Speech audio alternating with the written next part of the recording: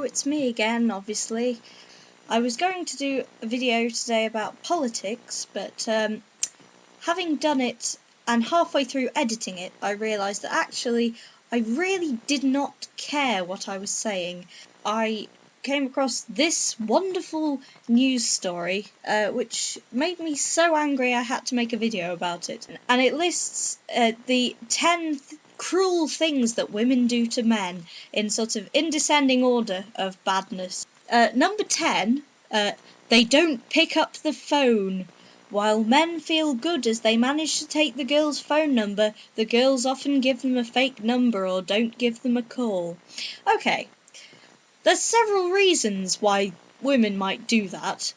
One of them is that you might be an absolute creep, and the only way that they could get away from you without danger of you doing something horrifically bad to them is by giving you a fake number, while men feel good as they manage to take the girl's phone number, as it says in the article, and then you can move on and get away from them. The other reason, the bloke might just be too pissed to put the number in properly, or you might slightly forget one of the digits, or anything like that. You might not pick up the call because you have a life. Women have lives too. If we've given somebody our number, we don't just sit by the phone thinking, oh, when will they ring? When will they ring? No, because we haven't got enough bloody time to do that. Number 9 on the list of travesties committed by evil women. They use men for free drinks. Some women go out never planning to spend any of their own money on drinks at the bar or club. Instead, they count on their feminine wiles to convince guys to shell out for their libations. While some of them might begin to get to know him, the cruel and heartless ones will take that drink, flirt a little, and move on. Oh my God, how terrible. Imagine the situation. I mean, you're talking to a girl, you've just bought her a drink, and then, after a bit she moves on. When, you've just bought her a drink. That's a contract. That means, of course, she's got to keep talking to you. No!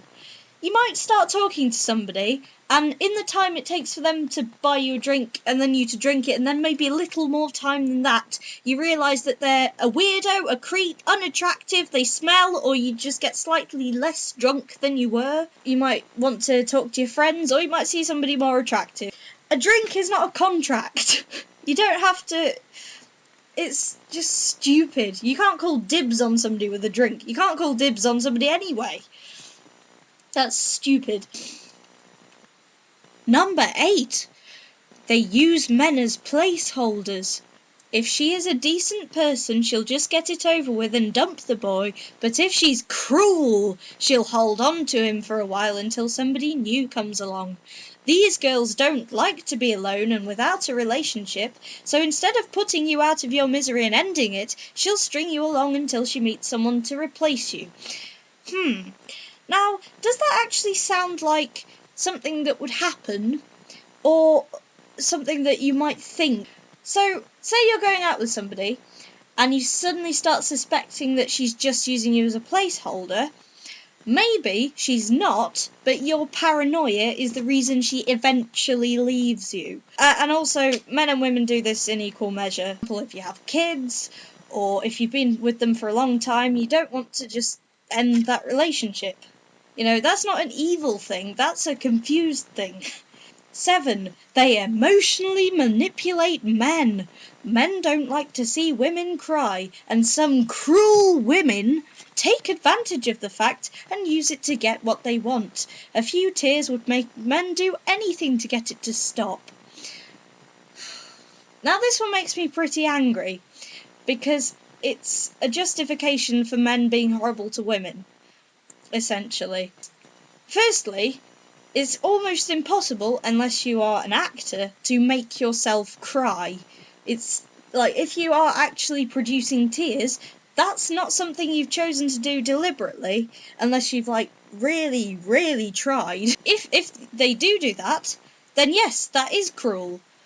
But sometimes it might be that the man is being horrible to the woman, or the woman feels that the man is being horrible to them, and they react by crying because the don't know what to do, or, because they're sad or upset. The emotionally manipulating, to an extent, might happen, but that's nothing to do with you being a woman. It's just to do with you being either a tit or just upset. Number 6. They use physical violence. While men While men hitting girls are often termed nasty, some cruel women feel it's perfectly acceptable to hit their boyfriends as he would never hit her back. This type of woman feels like she can inflict any kind of physical pain on him without fear of repercussion, which is exactly how it works the other way round. The only thing is, the way they've written it here is almost as if, oh yeah, we all know that men hit girls, but girls hit men too. So men should be able to hit girls. Firstly, that's no justification for anything. Secondly, it's kind of slightly different because, not to generalise completely. Well, it is to generalise completely, but most of the time, men are bigger than women. There are obviously examples where that's not the case, especially if the man's really skinny. But it doesn't work that way. You can't just say, oh, well, this is the same thing, because men are always usually in the position of power. This is brilliant. 5. Fifth evil thing that women do. They criticise their men in public. Cruel women criticise and humiliate their men in public places. They often poke fun at her man, or even soundly debase him. Well, I don't think there's anything wrong with that at all, to be honest, and it's no more evil than what men do to women, like, oh, your arse looks a bit big in that, darling. I've seen countless men, completely destroying women's confidence in front of her friends. So sometimes blokes need their ego taking down a peg or two, because they have been raised to believe that they are the dog's bollocks because they have bollocks. It's just, you can't... But then, of course, this is Fox News, so... Number 4. They don't disclose their relationship status. It's certainly not the worst thing a woman could do to a man. It's above physical violence, so it must be pretty bad. But it is annoying when she's already in a relationship and lets you assume that she's available so that she can enjoy the man's flirtation and flattery. Okay. It might be that she doesn't want to be in the relationship that she's in, which is why she tries to get out of that relationship by entering into a relationship with somebody else. It might be that she does just enjoy flirting, and that she's not actually trying to string you along, she's just a bit flirtatious. And again, this is something that men do to women just as much. It's annoying when she's already in a relationship and lets you assume that she's available. Well, don't assume that she's available then. You assuming is the... I don't know why I'm saying you. It's not you, it's some hypothetical idiot man conjured up by Fox News to annoy me. Oh, this is brilliant. Number 3. They withhold sex. This is a time-tested and frequently used cruel thing for women to do to men. For most men, sex is as important as breathing. So withholding it in order to get something she wants or simply to punish her man for his transgressions is a pretty awful thing to do, even if it is effective. Okay. Men do not have rights over women's bodies. It's their control. If they don't want to do it with you, it's not their fault.